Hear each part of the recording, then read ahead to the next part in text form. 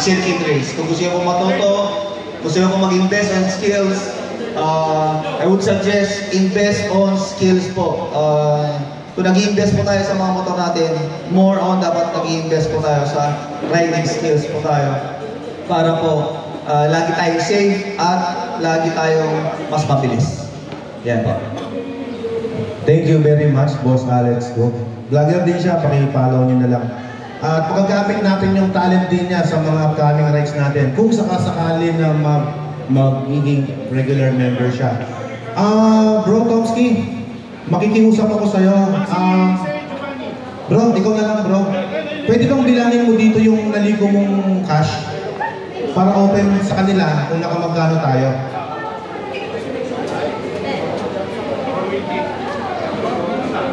So, ayan.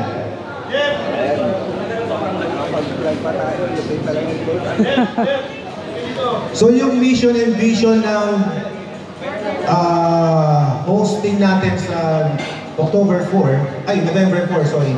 Sa November 4 ay pagsamahin ang big bike at small bike riders para hindi mahiya yung mga small CC riders. Kumbaga, iimbitahin natin sila na makapag-join with us. At dahil ang grupo natin ay wala naman pong membership, wala tayong treasurer. Kaya nga wala tayong treasurer di ba, Vice? Kaya wala tayong treasurer kasi wala namang money involved. Wala rin bibilangin pera. Okay? So, i-open namin sa inyo kung nakamagkano tayo. Sa mga gusto pong humabol, gusto ng helmet, eto po. Nakibilang maigi para walang dayaan. Okay. Salamat din, i-announce lang din namin kasi during doon sa GC, may umiikot na voluntary contribution. Meron yung mga nagbigay doon. So, I think nasa 8,000 pataas na yung unang nagbigay. Actually, sana kami hihingi ng tulong sa inyo. Gawa nga ng isang main sponsor natin, umatras, almost 50,000 yung sagot nun. So, ang collection pa lang namin is nasa 57,000. So, yung namin, ang babayaran natin dun sa event is 138,000. So, napakalaki. Bali, kami mga organizer, yung kulang, kami na lang po ang sasagot dun sa event na yun. Pero, ang main host dun, mga boss, yung grupo natin. Then, i-announce lang namin, baka gusto nyo mag-display ng big bike doon sa event. Kailangan namin ng 5 big bike during the event para isa na yung motor ni Boss Alfred. Ayun, so siya na rin siya. Okay, so malinaw naman na doon sa upcoming event natin. Next agenda natin, yung support natin in kind. Ayan, financially, nakita ko naman nagbigay kayo. Sa mga nagbigay, thank you very much in advance.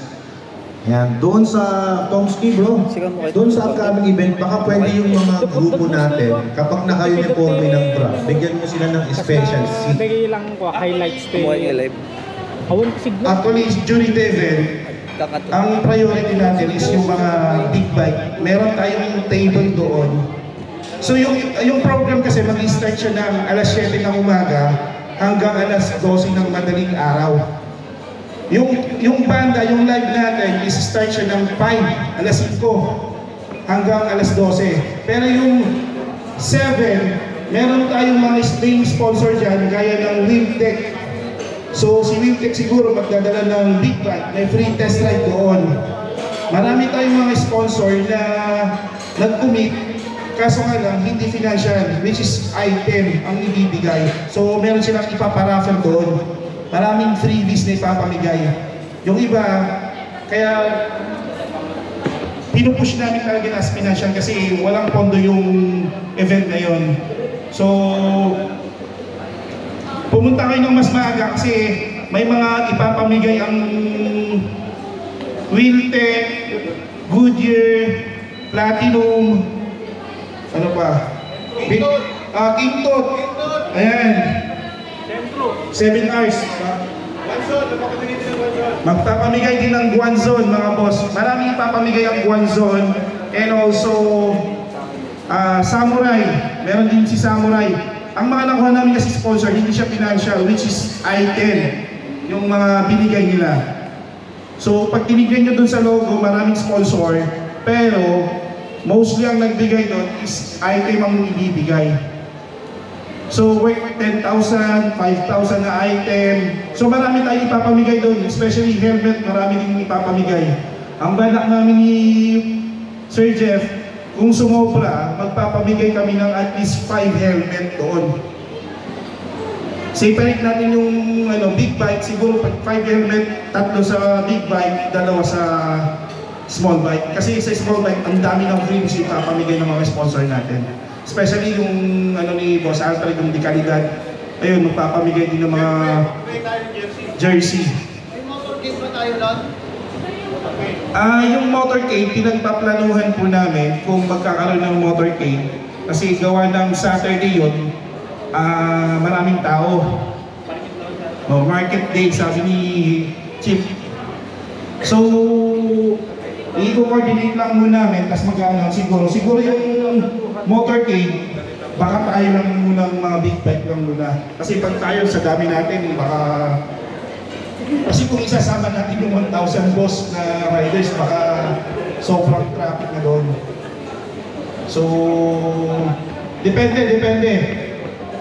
I-check lang namin kung may makuha tayong support kay dito sa province. Pag nakakuha tayo ng support dito sa provincial, baka magkaroon tayo ng courtesy call lang from Lingayen going San Carlos. Yun yung motorcade natin kung sakali. Thank you. Okay, so naka 13,250. Short interview lang, boss. What do you do for a living, sir? Kan lang po, tambay. Tambay? Ayan, ano pa pangalan niyo, sir? RCM Motovlog po, please like and follow my page. Thank you. And, ikaw po, sir, ano po yung what do you do for a Thank you very living? much sa inyong Tambay lang sir. Oo, naka-helmet ng aray, tambay. Sana all. Sir. What do you do for a living? Tambay din. Tambay din. Pero ano yung damit mo? Parang kwan yan Hindi, Enarbor lang tayo. Ay, Narbor lang. Ngayon. Magkano na ba ang sahod ng tambay, sir? One lang naman. Bali, 1,000 per day lang naman. Yun ang per day ng mga tambay. Yan to yung motor ni Boss Alfred. Buti mo gaya mo. Kami yung tambay na naka-GoPro. Sana all. Tapos meron pa dito. Saan po kayo galing, sir? Galing po kami sa kwan, sa Abra. Wow, ang layo niya. Talagang... Yung mga tambay namin may dala-dalang GoPro. Ayan. May GoPro. Vlogger pala kayo, sir. Kaya pala. Tambay lang po talaga kami. Gumagawa lang Yeah. po kami ng mga kwan. Kabulstogan. Daming... Ba't di ka kayo kumakain, sir? Hinihintay po namin yung founder namin. Masarap ba yan? Siguro po, tignan natin. Hiwalay. Meron tayong natawag na Bango. public responsibility. Kakagutom First na bite. kakagutom naman yung ulam mo, sir. Okay, so iimbitahan ko na kayo. Sarap. Ito, garapahan na ito ha. Ang note ko pa rin namin na Yan, December 8, meron po tayo lahat